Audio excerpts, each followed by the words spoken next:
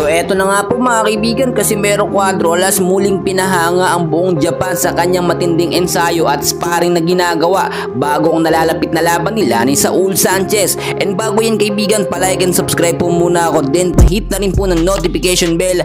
Maraming salamat po. Well mga kaibigan, ilang araw na lang po simula ngayon, next Sunday na po ang magiging laban nga po ni Angas ng Pinas at ni Saul Sanchez. Nakita naman natin yung ginagawang pag-iensayo ngayon ni Angas ng Pinas ay mas lalo po nagpapadevelop sa kanyang skills at ability. Yung mga sparring po na kanyang ginagawa mga kaibigan ay to the next level na po talaga, at kitang-kita natin na talagang walang kalaban-laban dito etong si Saul Sanchez.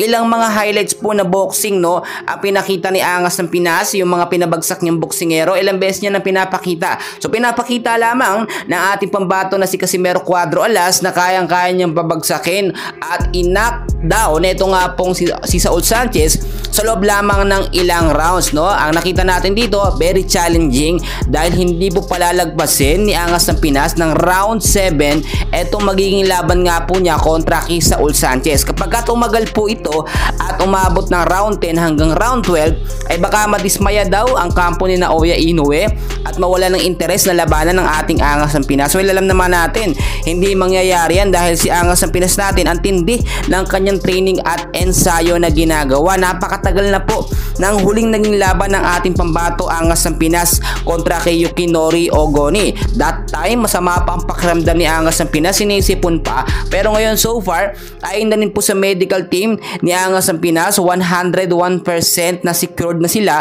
at nasa kondisyon ang pangangatawan.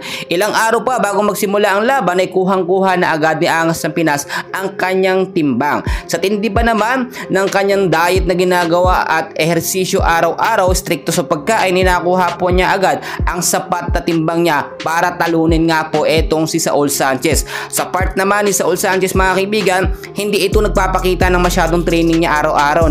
Hindi siya nagpo-post sa social media niya, unlike kay Angas ng Pinas halos araw-araw. Baka nga daw sa kakapakita ni Angas ng Pinas ng kanyang mga training at ensayo ay mabasa ang galawan niya, dahil siyempre etong si Saul Sanchez, yung kampo niya, yung team niya, pinag-aaralan yung dapat gawin para talunin si Angas ng Pinas. Estratehiya ba?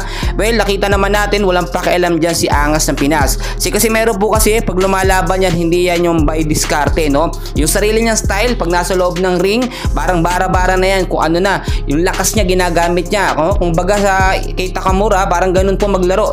O parang ganun po lumaban, etong si Casimero Cuadro Alas, talagang bigatin o matindi, bahala na bakbakan, yung pangkalye po ang style niya. Ang dami pang kaganapan mga kaibigan, so aabangan po natin ang official weigh-in. Ilang araw na lang po simula ngayon at yung muling paghaharap po nito nga pong si Saul Sanchez at nitong si Casimero Cuadro Alas. Ibig ko sabihin yung sa weigh-in nila, then diretso na sila sa magiging big fight nila. Yan lamang update natin for now, and please huwag kalimutan i-like at i-subscribe ang ating YouTube channel. Maraming salamat po.